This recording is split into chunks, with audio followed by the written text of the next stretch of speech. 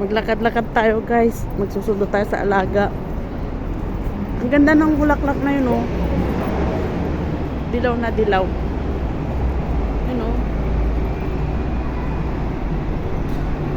Oh. Dilaw na dilaw, walang puno, walang dahon.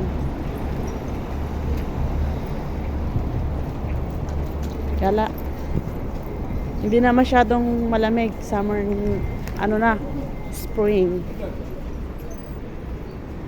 Hindi ko day off, pero magsusundo ako sa alaga ko dun sa school.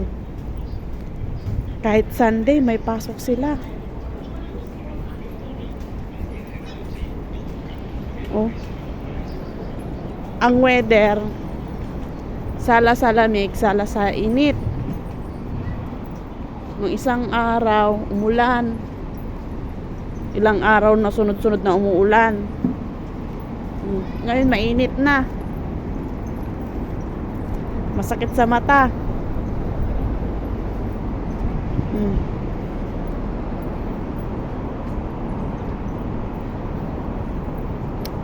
Magmamarket pa ako bago ko pick upin yung dalawang magkapatid. Kasi 12:30 pa naman ang labas nila eh. Maraming tao. Mainit. Dito tayo sa lilon. Ngayon naman maaraw, nakakantok yung ano niya, sikat ng araw.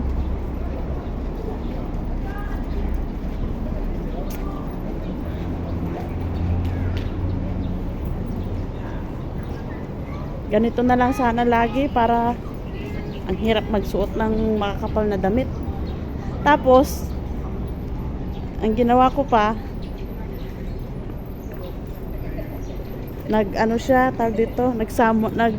mainit siya ng 2 days. After 2 days, biglang nang lumamig. Tinago ko na yung mga kumot nila amo ko. Tapos nilabas ulit na amo kong lalaki.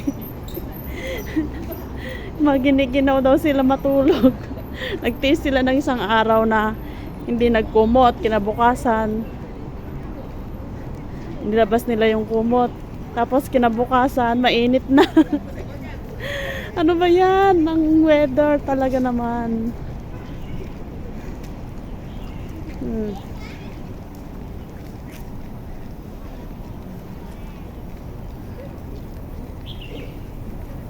Saglit lang naman ako mamalengke. Ayan oh. Tuwan-tuwan na naman yung mga bata nito. Lagi na naman sila sa park.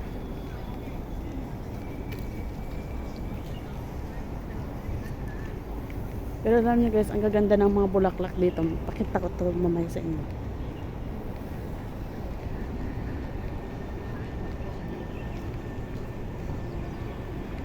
Ito oh. Ito. Pakita ko sa inyo yun, no? Ang gaganda ng mga bulaklak oh. Oh.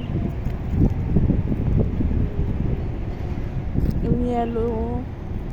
Pwede pang mag-uwi ng ganyan sa Pinas. Mag-garden ako ng ganyan.